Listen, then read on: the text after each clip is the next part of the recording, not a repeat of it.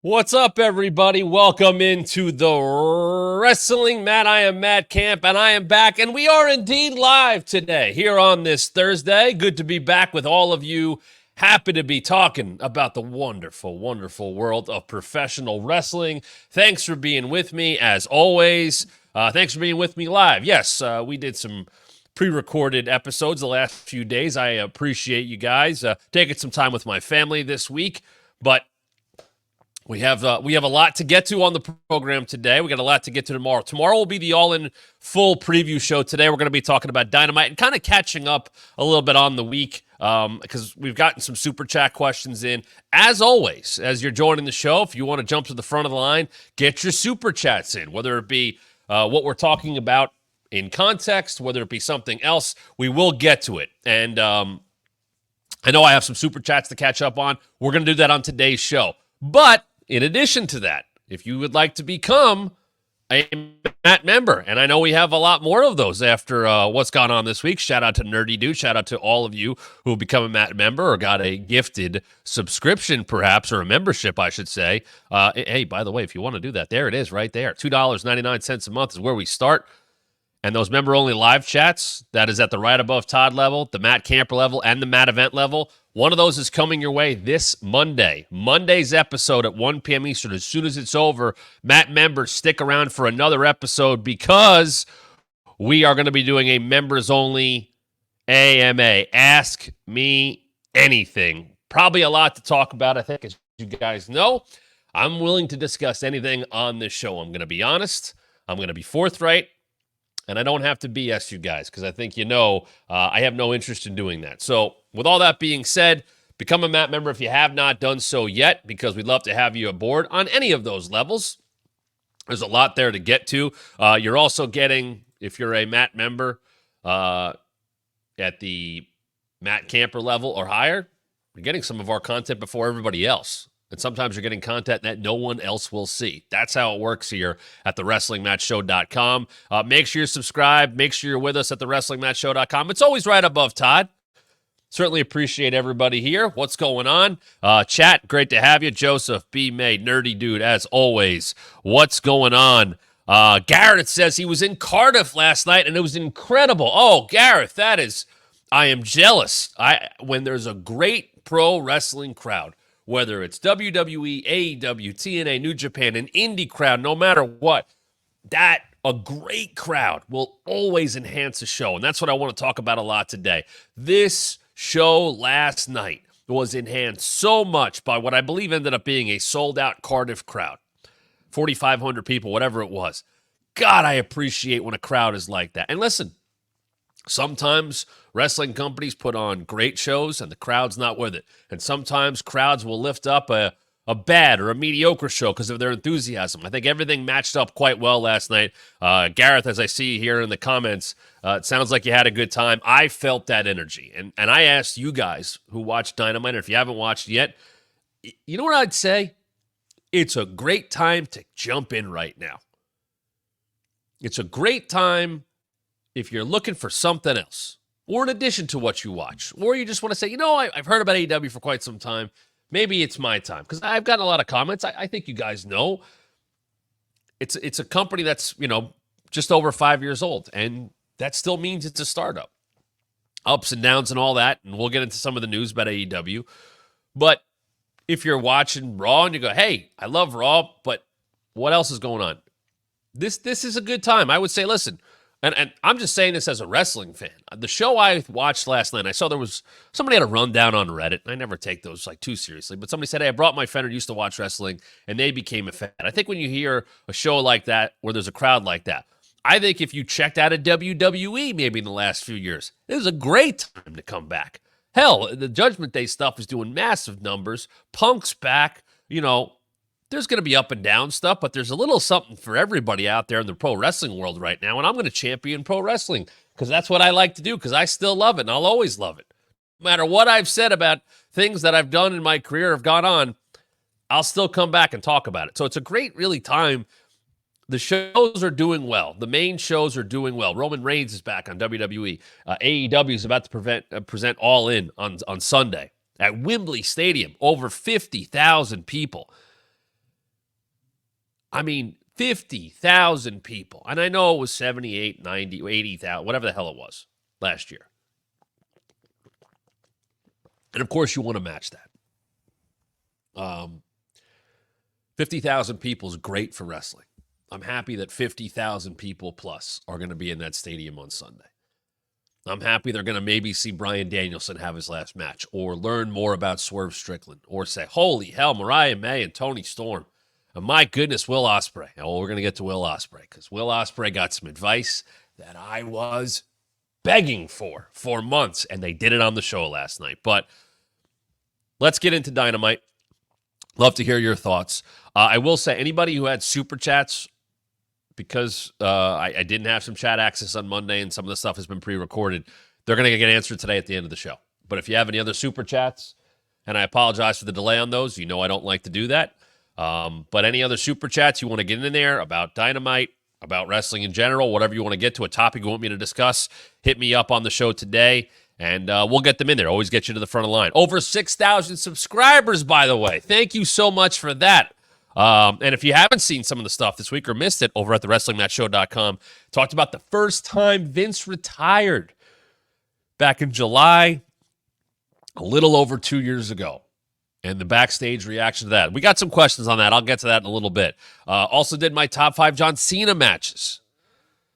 My top 5 John Cena matches, and that was not an easy list to come up with. That came up, and something I was so happy to see the reaction to, my 5 favorite childhood wrestlers. And I said to you guys, I said, I hope, and I went back and watched the episode to see, just to look at the chat, not to watch myself. I hear myself enough. But I just love to see the comments of, what that nostalgia brought up and what you guys shared. And I went and checked the comments on that video out and loved seeing such varied list of people. Hey, I'm younger than you. I'm older than you. But these people connect with me. Man, I love that. That's what this show is all about. So if you haven't gone and checked that out yet, it's available at thewrestlingmatchshow.com. Thank you for those of you who watched, who commented, who shared it. Always helps the show. And I want to tell you this. Because of your support on this show, we're going to be making an announcement at some point next week, I believe Monday, but something that you guys and your support made happen is going to allow us to do something else, allow us to bring this elsewhere. Nothing will be changing, I promise you that. But because of the popularity and the support and the interest in this show for the last less than 3 months, I guess it is, we're going to be able to do something else. We're going to be able to do something that I initially had wanted to do, but now we can do it, and we have that support. So I really appreciate that, and we'll be talking more about that next week, very likely on Monday, and that will not be behind a paywall. That will not be a membership thing. This is something that will be for everyone, but because of the support of members and subscribing and comments and sharing and all of that, that's going to be able to happen. And I'm not going to go crazy and tell you it's this major announcement. It's an important one for the show. And it's another way you'll be able to enjoy this show. I'll leave it at that. No, Todd is not moving into the guest bedroom. We don't even have one. Although we'd have some of the wedding gifts have begun to arrive, and there is a nice couch in front of me. So there you go. Scott Gatto, what's going on? Scott Gatto, the all-time WWE Trivia Champion, will never be beaten. I love it. B. May, listen, speaking of Busted Open, I appreciate that. I'm going to be on next weekend. I think I'm on next Saturday ahead of Bash at Berlin, which is also coming up. Tomorrow, by the way, going to be an all-in preview show. Also going to be talking about SmackDown because I didn't get to talk a lot about, last week's show with Roman and all that stuff and where they're heading with Bash at Berlin and obviously Raw. I was going to go live, and that was the thing. We were going to do a live taping of Tuesday's episode on Monday night, and I had a power issue, and I couldn't do it. All that rectified, got to spend extra time with my family and all that, but lot to talk about that I haven't talked about yet. So there you go. But let's get into Dynamite, and thank you once again. If you have a super chat, Nerdy Dude, there you go. Oh, what am I doing here? Nerdy Dude, thank you for the super chat. Hey Matt, where do you want to place your Seinfeld Funko? I suggest to place it next to the set. I even told producer Dom. Well, you know what? You paid for. You know what? This is like a super chat bonus. If you would like to give me a super chat, and tell me where to put things, I will move them. You can purchase the option of where to set up my set. So where can we put this? Where can we put this that is, we move Mr. Met over? Sorry, Mr. Met. I'm going to move Jerry. Newman.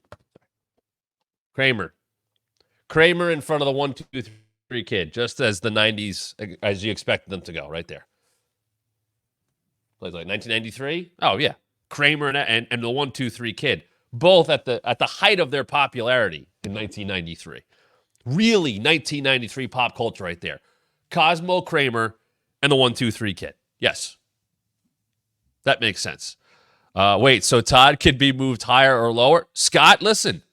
With a super chat, Todd can be moved higher or lower. Now, here's the thing, though. We always say this is right above Todd.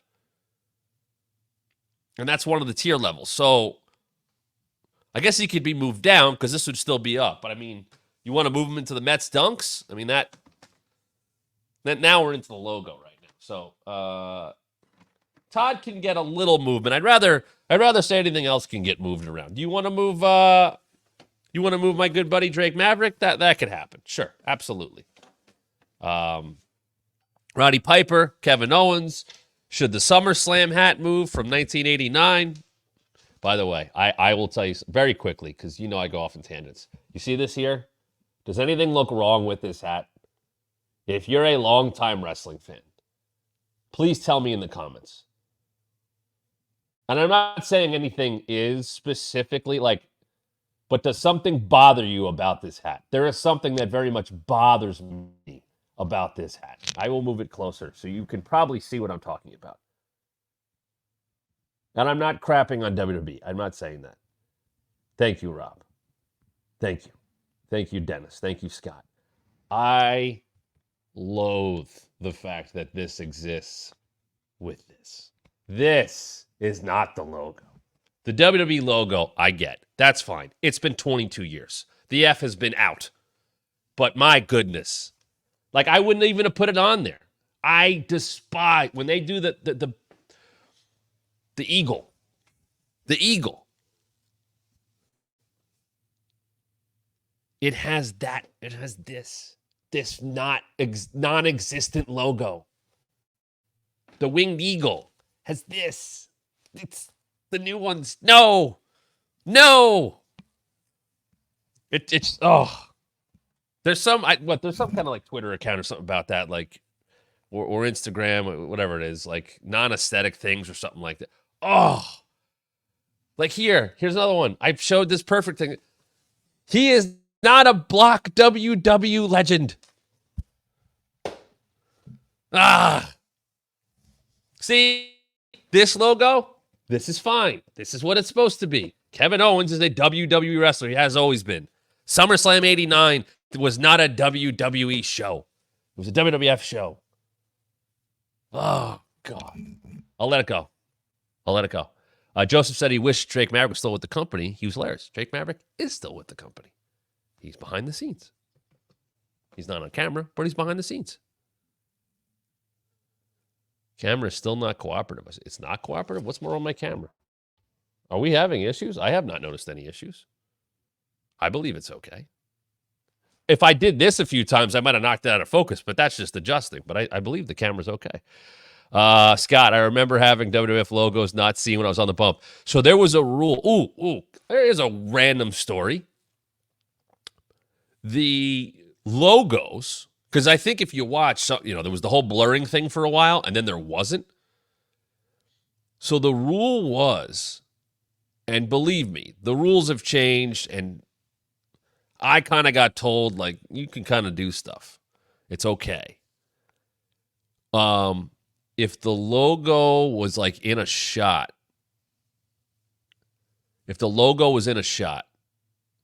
then you had to acknowledge it in a way. But that it was, I don't know. It was I'm not really quite sure what was going on with that. But there were weird rules about that. And I don't know who tracks that stuff. There was someone who used to track stuff like that, and then they didn't. But, God, that stuff was mind-boggling how annoying it was. Anyway, I hate that logo that never existed on a show that happened without it. Yeah. There were rules as it related to the old logo being shown. Because you remember those whole thing with the blur. Like I said, there was the whole thing with the blurring. You see it. And then they were like allowed to show it. There was like an agreement. And like when I was doing Twitch shows, I was told initially, don't watch any stuff with the old logos. Just avoid it. And I was like, what are we doing here? Like it's literally on our YouTube. And I was told, well, you're creating new content by watching the show. But it's on our YouTube. What are these? And I remember talking to somebody and they're like, just do it. Like, it's fine. Okay. Like I wanted to watch the Boiler Room Brawl with Mankind and Taker. I was like, well, no, it's got the F logo on it. But it's on our YouTube. What are we doing here? So those are those rules that you're like, what? Like, and I get it. That's a legal thing. That's not anybody, high up just trying to go get the F out. Or that was a legal thing. But those rules were so unbelievably blurry. Yeah.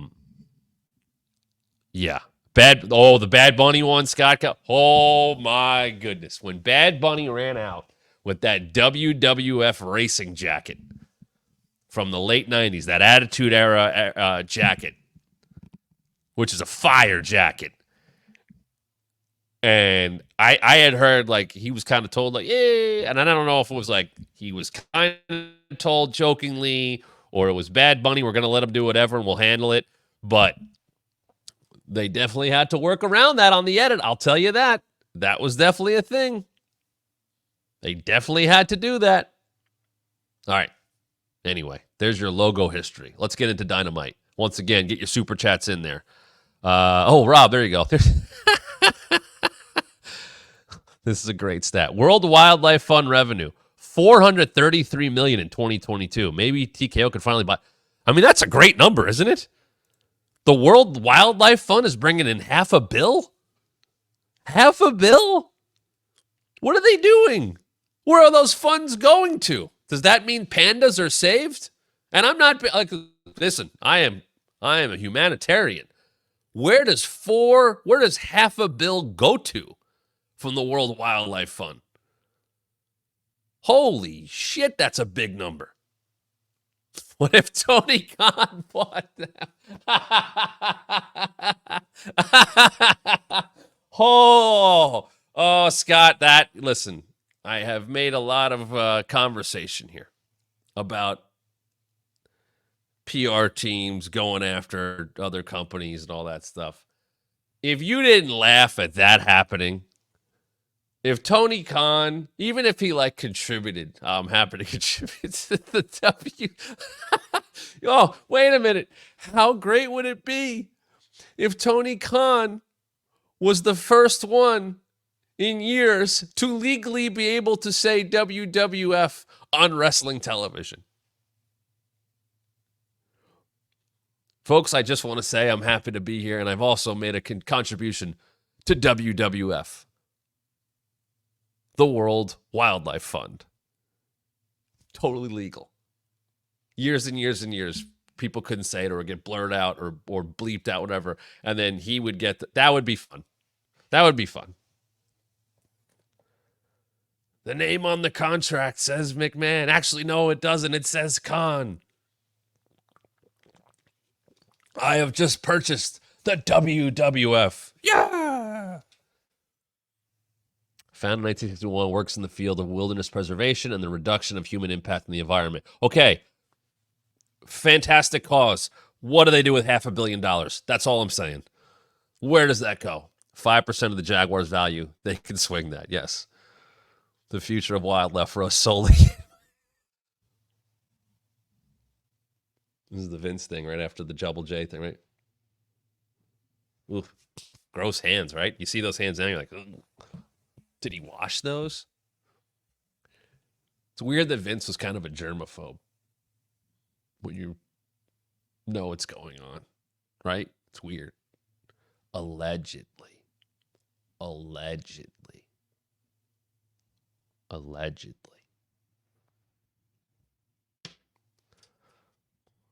I really want to hear Tony Khan say WWE on AEW television because he can. I think that would be funny. That would play into like some MJF promo too. Okay, Dynamite. The crowd started hot, felt it, and they go with the TBS title match, the contract signing. The first of two times in the night where no contact was supposed to be the case. I thought, the crowd lifted this entire show. So that was always a thing. If you tuned in last night, hey, I might get the pay-per-view this weekend. If you tuned in last night, how much did the show push you to getting the show? Because I had a discussion last week on Busted Open. We talked about it here a little bit, where I thought last week was a middle-of-the-road show. I don't think it made me want to buy the show if I wasn't going to. I think it would have been like, we'll see. Britt and Mercedes had their best segment since Britt came back at Forbidden Door. I loved the line, "You're one of four, I'm one of one." Well delivered. Could come off corny if it came in a bad way or not in the right way or not in a clear way. Very strong. Mercedes is very much in her own world. Sometimes I think that could be a little bit too much. Sometimes I think it fits her personality. I think it's very telling. And I think it plays better now that CEO, C is for a heel. I don't like that as a babyface thing. I don't need to be told to chant something over and over again. But as a heel, when you're like, I'm the greatest, I'm so great, I have my own chants in my theme song. That works. That works so much better than on a very forced call and response. Britt gets it. She gets her own DMD. She does do this every single time, which is a little much for me, but that's pro wrestling. Good segment, good heat, getting after Camille. We're going to get to something I predicted or wanted later on in this episode, but I had wanted Camille to pay-per-view. I actually talked to Dreamer about this. I talked to somebody else about that too. Who else did I? Zigman. Maybe not Dreamer. Maybe Dreamer, but definitely Nick Nemeth, who, by the way, is so damn good at this. He is so good at talking about wrestling from someone who's done it for 20 years and is a very self-reflecting person on that. I can't tell you how much I enjoy working with him on Busted Open. I'm hoping we get him on here at some point. I really, really think he's good. And obviously TNA champion. Saw him with JBL over the weekend in AAA. I am trying to get a piece of news confirmed based on that JBL appearance. I have not been able to do so yet. I'd also like to get JBL on the show because him and I are actually pretty friendly. We did some work together in WWE. He was, I was won over by him. Let's put it that way. I know there are people that didn't like him for a time, and certainly he might have fed into that. I had nothing but great experience with him. He also gave me a bunch of wonderful recommendations when I went to Bermuda with my fiance last year. And by the way, I have crammed more vacations in the last year in my life than I've been the rest of my entire life, which is a shout out to my fiance who makes that kind of stuff happen. But JBL lived in Bermuda and gave me all these great, I asked him, like, hey, I'm going to go there tomorrow. What do you think? And he gave me like this massive list. And it was cool to see him at AAA with Nick Nemeth, the match against Alberto El Patron. And JBL had a very similar duster jacket to what he wore as Justin Hawk Bradshaw. But once again, there's a tangent for you. But I agreed with Nick. I would have saved Camille for the pay-per-view. And have her be more than the equalizer, insurance policy, whatever you want to say. That's someone who could have shown up with her size, and the announcers go, "Oh my goodness, look at the size! Oh my, she is just decimating Britt," that kind of thing. But they did it beforehand. I think the surprise factor of it and Mercedes using her to her advantage might have been something that would have played better as a debut at the pay-per-view, but I digress. Sorry, copyright Taz. They've gotten the match in a good spot. Nerdy dude again. Let's get this in here. Just want to say I love you handle trolls in your comments. Your humor is exactly like mine. Thank you for making me laugh. Yes. If you are commenting on the videos, you almost always get a response from me. And if it's something where people don't have listening or reading or visual comprehension, and or they just ape what the old wrestling podcasters say about wrestling, if I see pockets, you're an idiot. If I see Outlaw Mud Show, you don't have a single original thought in your head. And I will call you out for that crap. Because woof. But I will have fun with you in those comments. And you will think you get to me. See, Dennis, it is better that you don't know who Pockets is. I'm sure someone will tell you in the comments shortly. An old wrestling podcaster calls a certain wrestler Pockets. And then sticks with that because it's a gimmick on his show. And most wrestling shows with old wrestlers are gimmicks.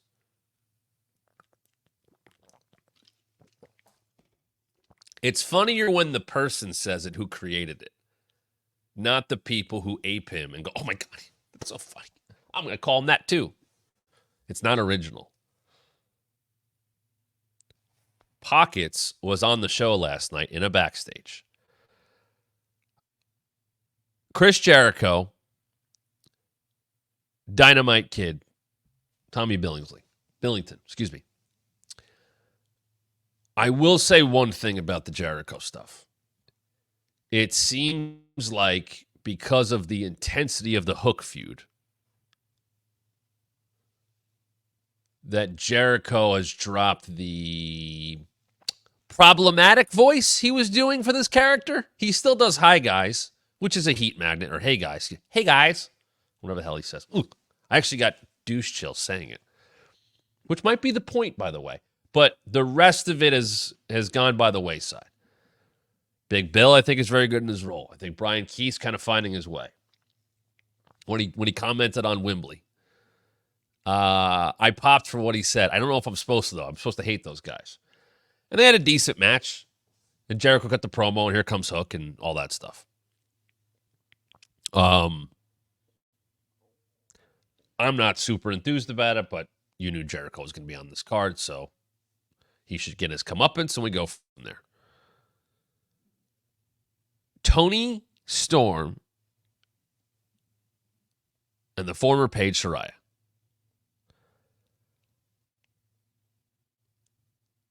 I know she was on the show last year. I know she's from there. I'm happy that Saraya was not forced onto All In. It was not forced.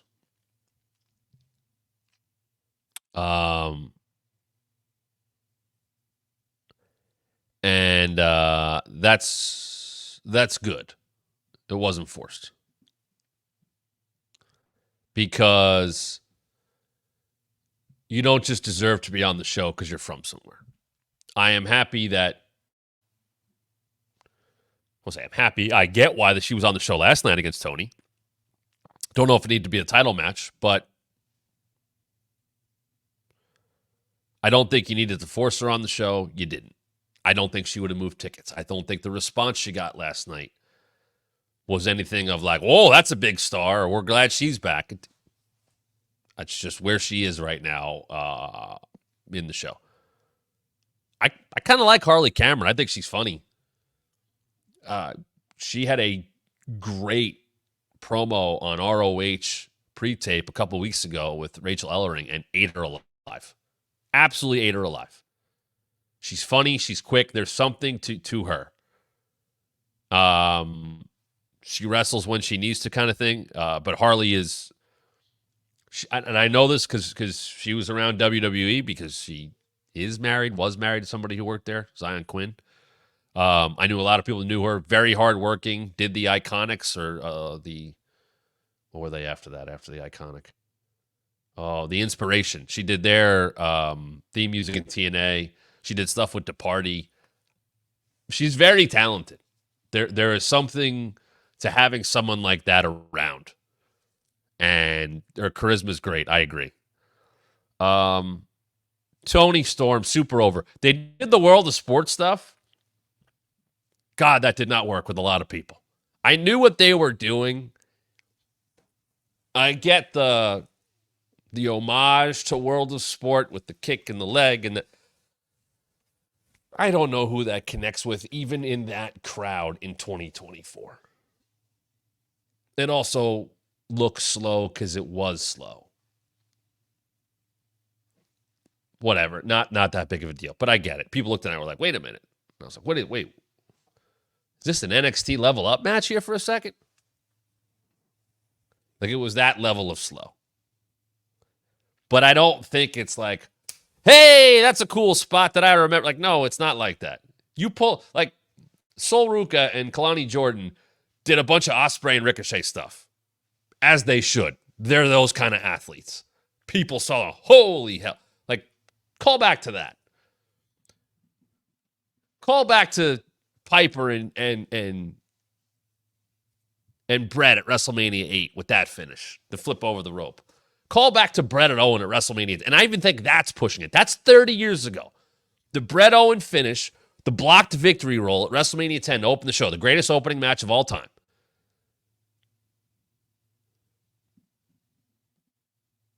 Like, that's 30 years ago. I don't know if I'd call back to that. People would get it.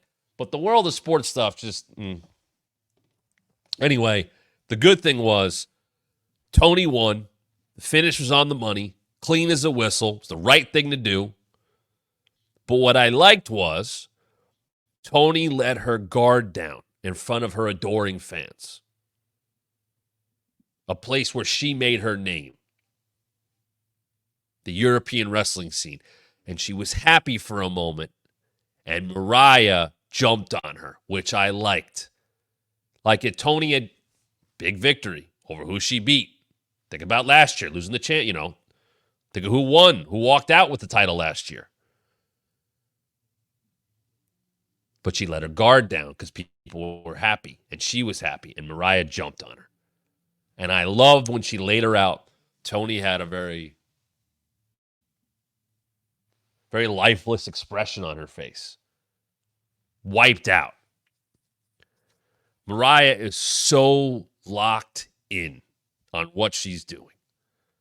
And think about where she was when she started about a year ago and where she is now. She was the shy understudy. She was adoring of Toni Storm. And it was so good to see how much she's evolved and to get to this killer mentality that she's gotten to. And she was on Busted Open with us last week, and she was so good. Go listen to that podcast. Go find that clip. She was so good at working in and out of character. We talked to her about her influences and how she came up and all that. But still, Mariah May, who you see on TV, was present throughout the interview. And she could talk about her upbringing, but always brought it back to Toni in a way that is not easy to do. MJF has been doing that on, a lot of his media throughout his entire career, where you go, yeah, he's talking about some stuff that's outside of what he's doing on TV, but that character is talking about that stuff. That is not an easy thing to do. Finding that gray area where you go on these shows and they're like, so what's this program been like for you? And I didn't want to ask that question. You can talk about that stuff way after.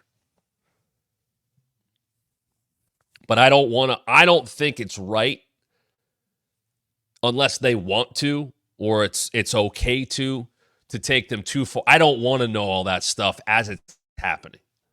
That's why wrestling is so different. Well, movies Movies are shot and finished for months and months and months and maybe a year before they go out in the media and talk about them. They're done. I think it is tough for wrestlers to go on and do interviews and talk about their current stories without kind of ruining the story or taking you out of it. Like, I didn't like that Nia did an interview recently and was like, well, I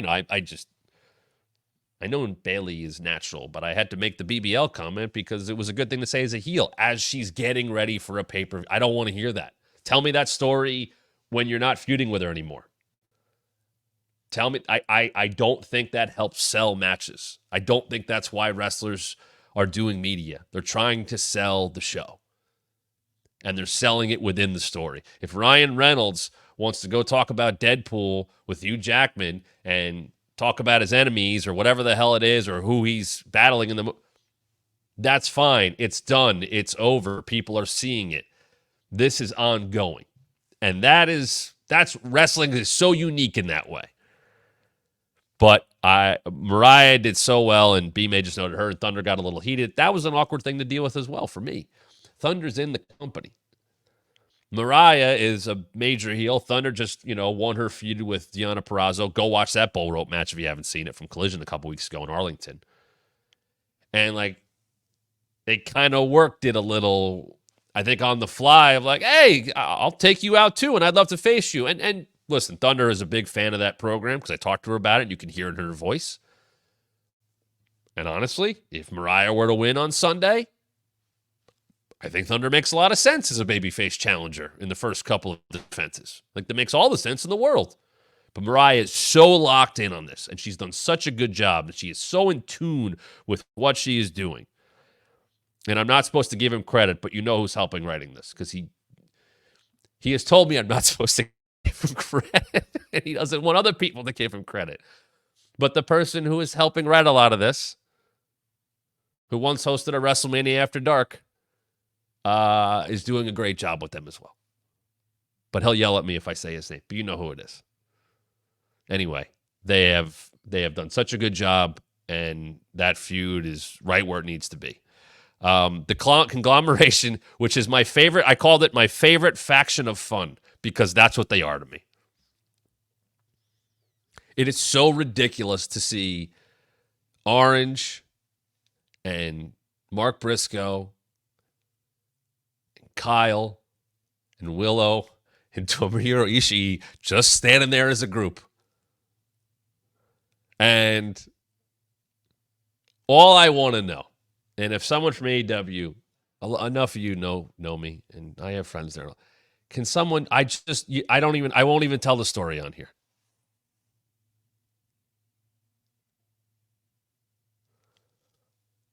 I just want to know how the Conglomeration was explained and pitched to Ishii. One of the most stoic, badass wrestlers, one of my favorite wrestlers of all time, standing next to Kyle and Mark Briscoe and Orange and Willow. I just want to know, does he chime in with ideas? Do they just tell him to stand there? That dude's got ridiculous training. Some of the greatest matches you'll ever see. He's one of the best workers you'll ever see. And it just works. But I just want to know what the conversations are like for Conglomeration segments with Ishii. And if you did not see it, by the way, and they call him Big Tom, they put it up on social. Statlander training Stokely at Create a Pro for the match at 0 Hour, which is Chris and Stokely versus Willow and Ishii, and winner of that picks the stipulation for their match at All Out. So they're building to the next pay-per-view, which is great. But the funny thing is they show Stokely training. Stokely has training. Stokely was trained by Claudio Castagnoli. I that's not this big secret, but I don't think it's well known. But he has said that. So they were showing him training, he hit a nice crucifix and he hit a good body slam and he hit a good suplex. He's gonna do none of that to Ishii. But I am so happy because Stokely wasn't on the show last year. And I'm happy for Willow, and I'm happy for Chris. And I know people are like, wow, why aren't they doing a single match? Well, they're going to get 2 matches out of this. They're all going to get to wrestle at Wembley. Either they're going to do Willow stat because you got to build for a pay-per-view that's 2 weeks after that. Now, they didn't say that initially, so I understand why people are like, what the hell? Like, Chris and... No. But here's what I'm asking from Wembley Stadium. And maybe I don't even have to ask. I want Ishii to tag in, and I want Stokely to tag in. And I want the crowd to give it the reaction that they gave to Bryan Danielson and Kenny Omega at Grand Slam a couple years ago. Just an absolute parody of a dream match. I want that. He is going to get so smoked by those forearms from Ishii. Like, Ishii does the... Stokely's got to throw the first one. Ishii throws the second. End of the back and forth. Ishii also hits a brain buster as a finish, so Stokely, a little padding up here, buddy. It's on 0 hour. It's a fun match. Okay, let's get to the Osprey MJF stuff. And Nerdy Dude, yes, I have seen all of the Hey E-dubs or Hey E's. Hey E. I've seen them all. The one this week with Ricky Steamboat is so good. And they don't have an episode this week. They don't do it on pay-per-view weeks. Go watch that. It's so good. Osprey MJF. The babyface, I know he's not from Cardiff, that home area reception for Will Ospreay is everything you could possibly want it to be. That is a guy who is over. He's getting that reaction no matter where they're at, but that's one of those, that's one of, you can go, that's one of the guys right there. I could see it. I loved Ospreay popping for MJF's reaction from the crowd. As soon as his music hit, they just booed and he laughed. And they went back and forth, and it's 2 very different people and where they come from. And I love that Ospreay, like, he's proud of wrestling. He's proud of the wrestling he's done. He's proud of his journey to get there and everything he's done. And he said, you have never been an inspiration for people to do this, which is true. I shouldn't say it's true. But I like that line from Ospreay to MJF. That's what I want to be to people. That's what I am to people. You're not that. And MJF is not trying to inspire anybody to be a wrestler. He doesn't care. And he said, these people are stupid because they care about your matches. Which is a little bit of an inside line, but I like that. And then Will hit such a good line. It took 4 years for these people to care about you, for you to get over, is what kind of what he was saying.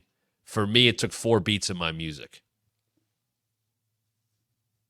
Boom, and he got him. And then MJF, and this is the MJF that needs to stick around, not the one that gets every shot on everybody. He said, they loved me until you ruined it. And then Excalibur said, uh-oh, he said the quiet part out loud. The jealousy came through. The heel ate it. The heel admitted it. He looked bad. He said too much. That's what it should be. I don't want my heels getting all the good lines in. You got to be able to give something back. You got to be able to put the egg on your face. And then MJF turned it back around. Talked about Will and his stepchild and who he's married to and, went personal. And then they played into what we all know. Hey, Tony Schiavone, isn't Tony Khan in your ear? What's the fine if what did he say? Oh, I don't remember what he used the way to say how he hit him in the face. It's 100 pounds sterling or $127,000. Okay, cool. Boom. And what I like about that is if we're talking about people who are the biggest stars in the company and we're hot free agents, that means they're making a bunch of money. So Will goes, you know what? I'm here. I don't like this guy. He said this about me.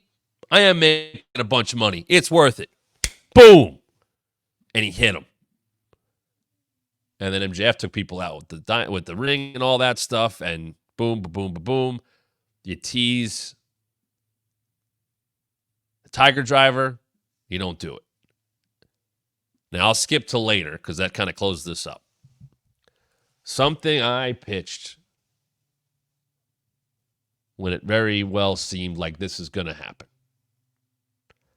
I said, you know that Osprey has to hit the Tiger Driver. They've been building that since he hit it on Bryan Danielson and injured him. He didn't pull the trigger on Swerve. He didn't pull the trigger on MJF in the first time. You're going to Wembley. It's a rematch. He's got to do it. You got to go all in to win it all in. And all I asked was, there's one person who's got to tell him that.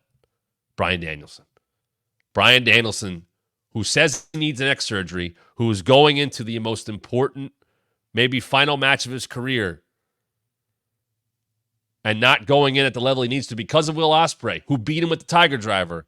He's got to be the one that tells Will Ospreay, you need to use it. And last night, and I admittedly read the spoilers during the afternoon, he's getting checked out. There's blood coming down his face. All that stuff. I thought it was weird that Renee interrupted the doctor check him out. Why can't she wait? And Danielson went up to him and said, do it. And reiterated, do it. I was so happy to hear that. It is such the right move to have the guy who got put down tell Will Ospreay, you need to do it. It's what he needs to hear. If the guy who you put down with it, who was walking into maybe his final match at less than 100%, knowing he needs neck surgery because he was hit with that move, tells you you need to do it, he doesn't need to hear anything else. And it was put at the, I said, do it on the last Dynamite or do it on the pay-per-view before the match is going to happen. He got the stamp of approval, the push that he needed. And I believe that he will hit that move and beat MJF at All In. Hangman's in the gauntlet. Good. For the right reason. We're not getting Hangman and Jeff Jarrett. I'm kind of surprised by that. No spoilers for the rest of the shows that were taped last night. But Hangman being in the gauntlet, because why? Because he's got to get to Swerve. And this is how he's going to do it. I was told he was banned from the building. He was going to leave, and Ray catches up with him. And he sees Evil Luna. Oh, no, good to see it. We saw the tiniest, not real, glimpse of the old Hangman. And then he hits his friend in the head with the top of a chair. And oh, my God. But the best part was that he dragged his bag over him. Because you're just in my way. You're just in my way of getting to Swerve.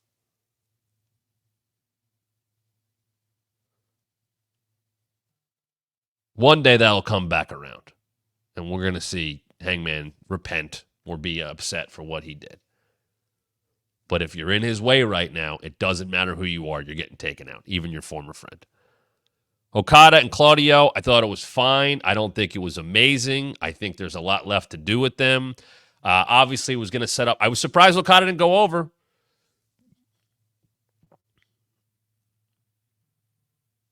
Think I would have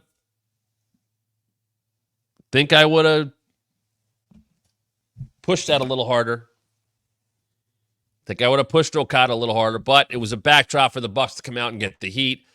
They set up the tag, which is a good mix of everything. Get some big stars in the show before the main event segment. Claim come out after. All that stuff was good.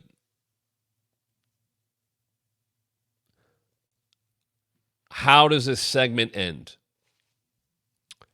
With the Acclaimed, FTR, and the Bucks, who are in a triple threat for the tag team titles, and with Billy Gunn hitting his catchphrase from 1998. Now, the crowd popped for it, so what the hell do I know? Why is he the last voice in that segment? He's a producer. It's not about him. It's about those three other teams. He's literally in a team that's known for talking. That could have been an off-camera thing.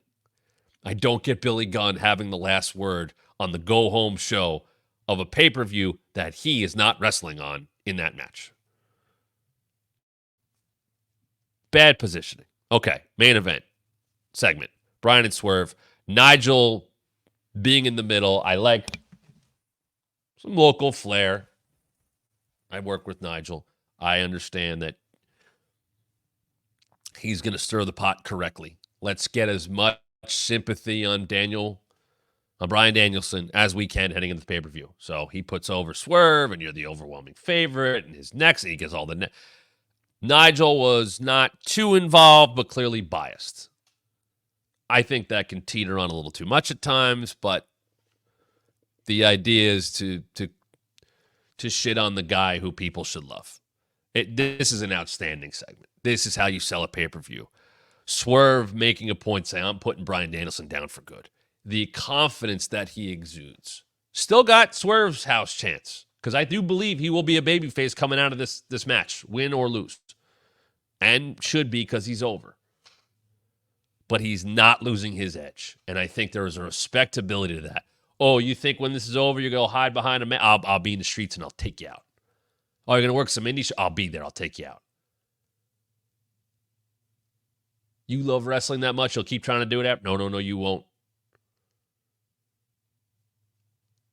The stipulation is forever, and I will enforce it forever. I like that. That was a little bit of an addition there to the whole thing.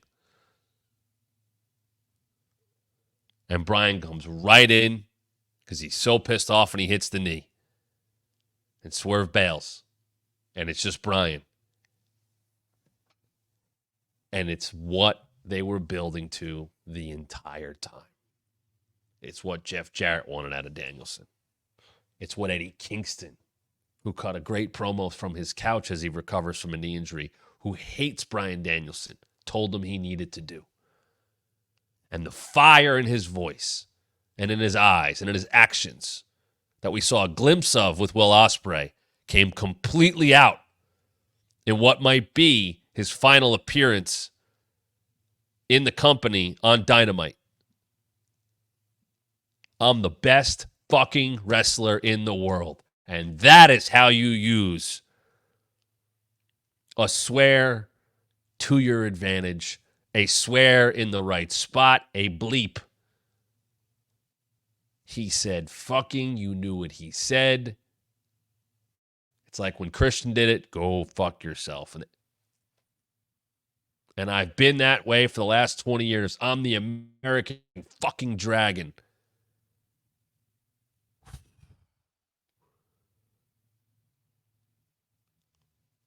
Absolute fire coming out of the American Dragon. Why? Because he had to get to that point. He had to be pushed there. And maybe Swerve's pushed him too far. Maybe Swerve has made a mistake in pressing all those buttons, thinking he's getting inside the head of Danielson. But instead, pushing him to where exactly he needs to be heading into a match where he can win the championship he's been after for the very first time or lose his career. This has been an excellent build. It is the main event. I truly believe it has moved a lot of tickets since it was announced. And there's no necessarily metric for that, but I do believe it's moved a lot of tickets since it was announced. And why wouldn't it be? Because we really don't know. He might be done on Sunday. Which is a wild thing to say, that Bryan Danielson's career might be over on Sunday. He is that kind of guy. That he was, no, that's it. I told you I'm done. I'm done. I remember having this feeling when Shawn Michaels lost to Taker. I didn't believe it. Yeah, he came back the one time, whatever. But there was no multiple comebacks. It wasn't Terry Funk. It wasn't Mick Foley. Wasn't Flair. He was done. And I don't think that realization hit me until the night before that WrestleMania 26. I'm in it a little bit more now. I don't know if you guys are. I'm in it now. I know I might be watching Bryan Danielson's last match on Sunday. They've been able to tell that story quite well. All right. A couple minutes left here.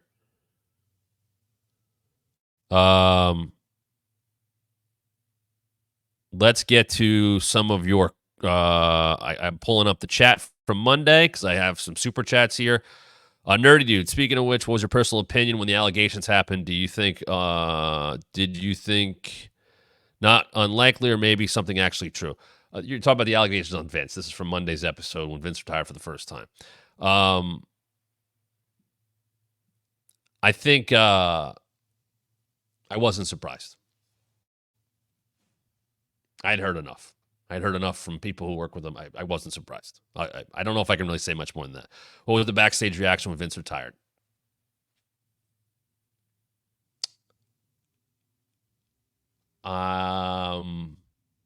Like the air got a little lighter.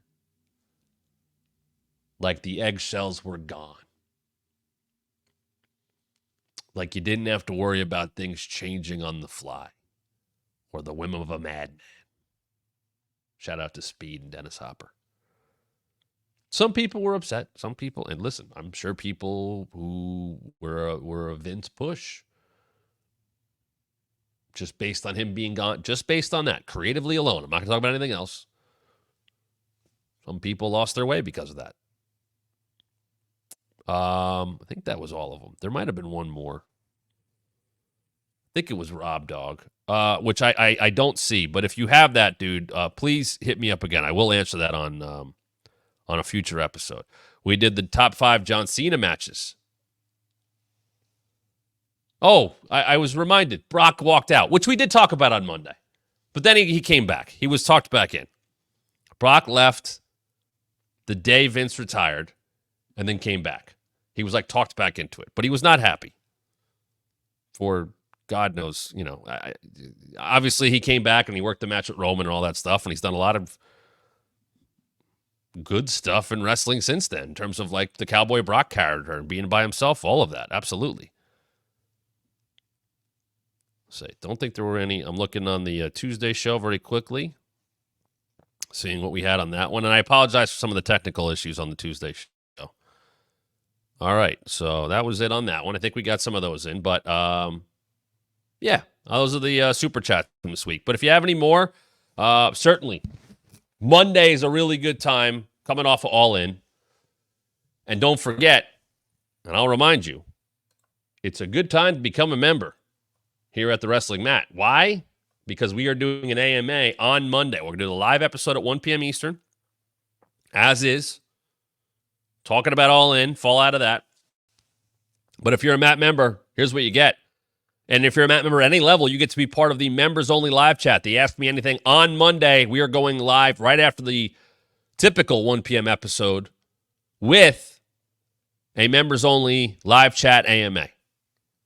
That is coming your way on Monday. So become a member. You can be part of that. You can ask me literally anything you want.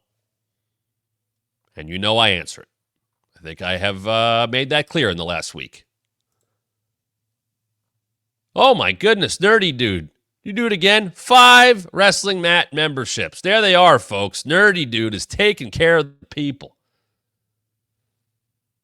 But make sure you check it all out at thewrestlingmatshow.com. Check out our episodes from this week. Tomorrow is a full All-In preview. We'll get into a SmackDown a little bit. And I look forward to talking All In with you guys on Monday. So make sure you're back with us tomorrow and every weekday right here at the Wrestling Mat. We'll be back to talk about wrestling even more. See you tomorrow, everybody.